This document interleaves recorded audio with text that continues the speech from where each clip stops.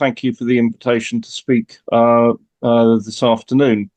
I was going to start with a reference to a very famous British sitcom called Dad's Army about the Home Guard in the Second World War. It occurs to me that given the international nature of our audience today, this may be entirely unintelligible to some of you.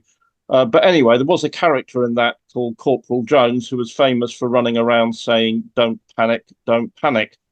And I think that has to be where we start from today on the eve of President Trump's re-inauguration as president.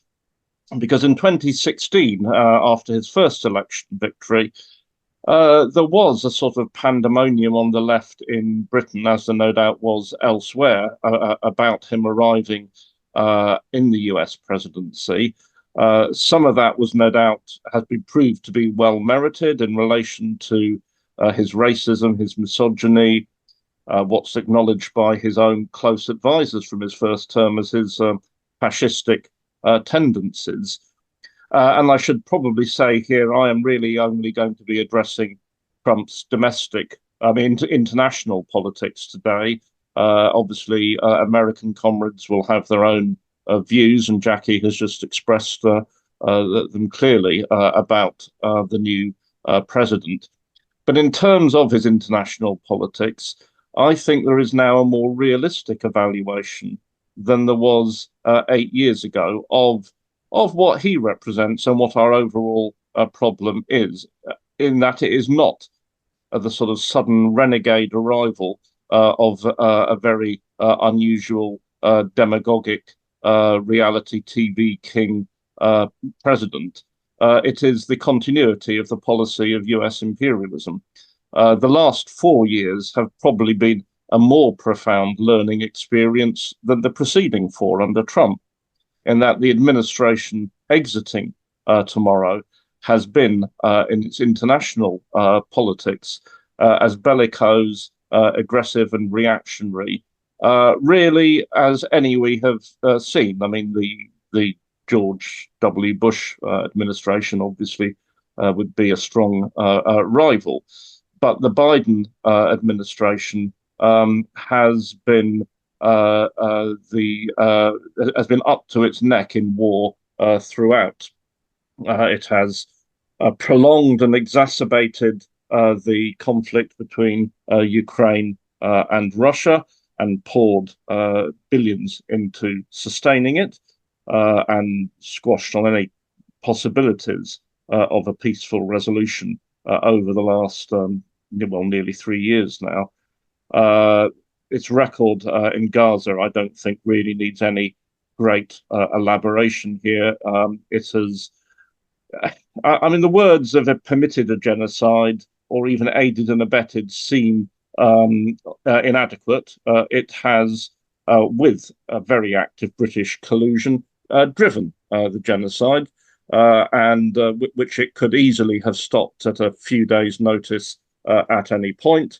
Its direct aggression in the Middle East against Yemen has to be added to the charge sheet, and it has also ratcheted up the position of the United States in relation to China, in that Biden was the first president, I believe. I think there are greater experts on China here than me, but who actually said the US will fight to obstruct the reintegration of Taiwan with the People's Republic, and it's not reversed in any sense the most reactionary of the foreign policies that Trump did follow in office. So really, we have learned a lot about, however one wants to describe it, liberal centrist imperialism in an age of the decay of US power.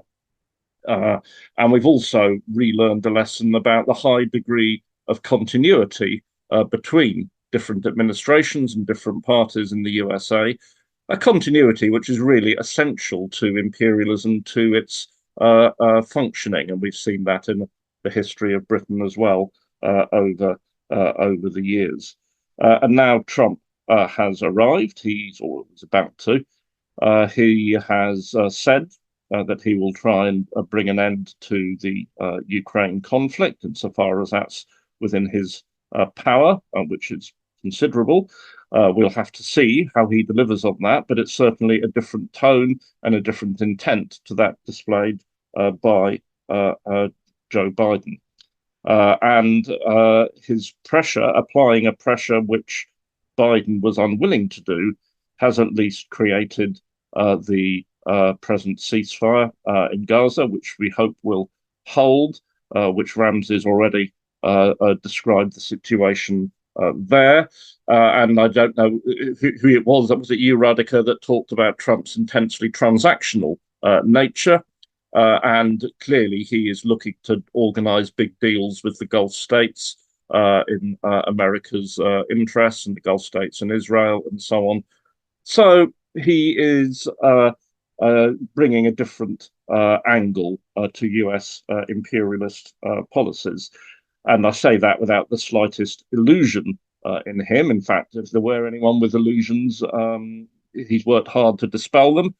I've never yet thought I would have to march under the slogans of hands off Greenland or solidarity with independent Canada. But, these things may now be forced upon us as an aggressive American nationalism is promoted. And it's worth, I think, just spending a second that this America firstism, which in any event is only a part of the Trump supporting coalition. It's an element of it. There's more conventional neoconservatism inside his tent as well. It cannot really be isolationism. There is not the possibility of Washington, any administration, following an isolationist policy. Of course, there can be different priorities, but American imperialism, as I think Jackie has just described very eloquently, remains the main orientation, and that is incompatible with any form of isolationism of any sort. And his policy is more America first, or America above all, and we will have to see the consequences of that.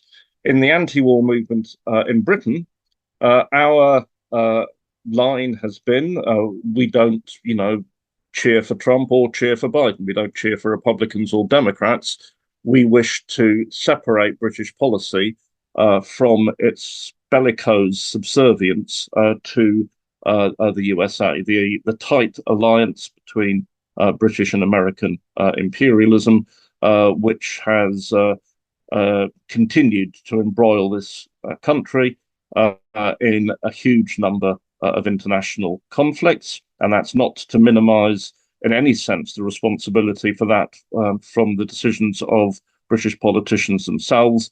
But many of these are wars which functionally the British state could hardly get involved in, were it not for its strong alliance with the USA, which has been on display in the Gaza genocide as well, with British bases in Cyprus being used to help deliver American arms to the Israeli embassy, and to fly spy flights over Gaza in order to assist the Israeli armed forces.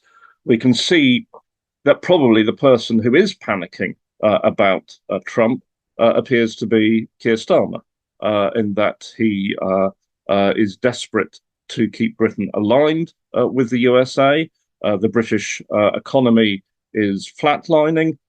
British services, social services, public services have been ruined by 14 years of Tory austerity, and yet he can only offer more of the same. He doesn't want to have to choose between allying with the US and trying to get Britain back to a more advantageous position in the European Union market, which obviously was compromised by Brexit.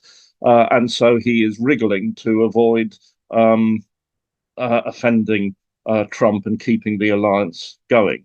I am, amongst other things, presently a parliamentary reporter for the Morning Star newspaper, and in that capacity, more to make trouble than to elicit information, I will admit, I asked Keir Starmer's spokesman at a press briefing what was the government's position on the president-elect's demand that His Majesty the King should be deprived of his sovereignty over Canada.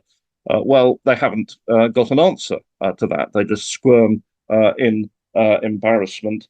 And the answer so far seems to be Peter Mandelson will sort it out. And I think that's an improbable scenario.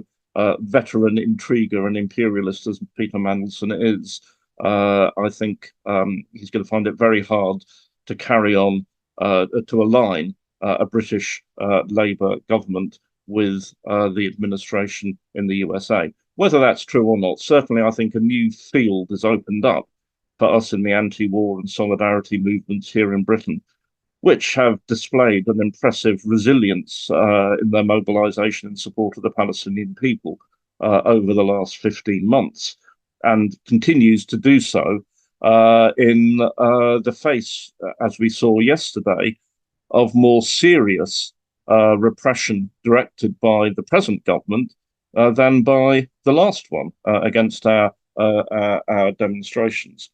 So our focus in the anti-war movement is to end our support, automatic support for Washington and its wars, and the slightly outre nature of President Trump and his associates and his way of conducting business may create new openings for that.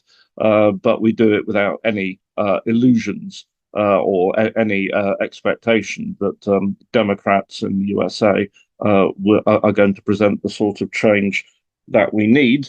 And we need to, draw comfort from the objective facts. I mean, Ramsey has spoken about the heroic and unbroken resistance of the Palestinian people in the face of the genocide. There is also the rise of China, which clearly is a target for the Trump administration, absolutely a focus for it, but I'm not sure whether he will be able to materially derail China's advance. And we have the mobilization of opinion. I mean, Jackie, who spoke just now from the USA, laid great emphasis rightly on anti-imperialism. It is a fact, I would assert, that in the last 20 years or so, we have now had a stronger and more developed anti-imperialist trend in the anti-war movement in British politics generally. Our capacity to fight against wars remains powerful. Our solidarity with the Palestinian people remains very, very strong. And I think these facts, as much as who is in the White House, are going to shape the future. So I'll end on that, hopefully, optimistic note. I'm Michael Hudson. I'm appearing here for the International Manifesto Group. If you like this video and ones like it, please subscribe. For more information, go to the address on the screen.